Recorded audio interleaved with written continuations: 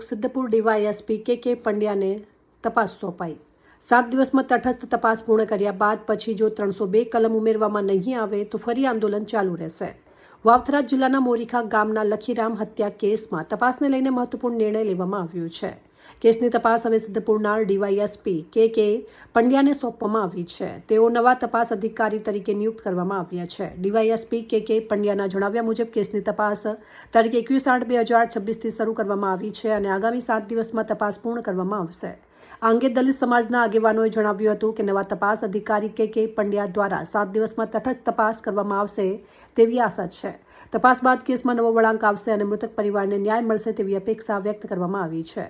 પથુભાઈ રાઠોડે વધુમાં જણાવ્યું હતું કે જો 7 દિવસમાં યોગ્ય નિર્ણય નહીં આવે તો દલિત સમાજ દ્વારા ફરીથી આંદોલન શરૂ કરવામાં આવશે।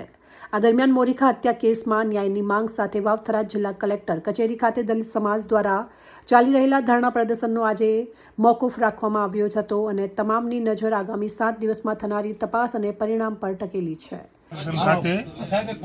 ગઈ તારીખ 13મી જૂનના રોજ ફરિયાદી નરભેરામભાઈએ પોતાના દીકરા લખીરામભાઈનો મૃત્યુ બાબતનો એક ગુનો એટ્રોસિટી એક્ટ ખાતે દાખલ કરાવેલો।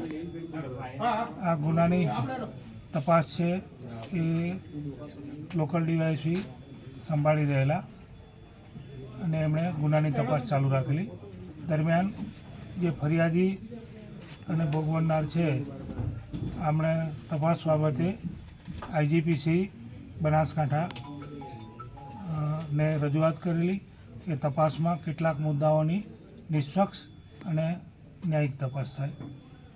આના અનુસંધાને આઈજીપીસી બનાસકાંઠા રેન્જ અને ડીજીપી સાહેબ ગુજરાત રાજ્યએ પરામર્શ કરી અને આ ગુનાની તપાસ છે એ વાવથરા જિલ્લાના ડીવાયએસપી પાસેથી લઈ અને અન્ય જિલ્લાના ડીવાયએસપીને સોંપવામાં આવે, જે અનુસંધાને મને આજરોજ આ ગુનાની તપાસ મળેલ છે અને આ ગુનાની તપાસ મેં ચાલુ કરેલ છે અને આ ગુનાની તપાસમાં હવે પછીનું જે મારો પ્લાન ઓફ એક્શન છે કે આ ગુનાની તપાસ એ નિષ્પક્ષ અને ન્યાયી થાય અને જે આ ગુનાની ખૂટતી કડીઓ છે અને આના વિશે કે કાયદાકીય જોગવાઈઓ મુજબ જે કંઈ કરવાની થતી હોય તપાસ ત્વરિત ગતિએ થાય અને આને કોઈ ચોક્કસ પરિણામલક્ષી પહોંચાડી શકાય। ઓકે સાહેબ, પીડિત પરિવારને કેટલો સમય આપ્યો છે?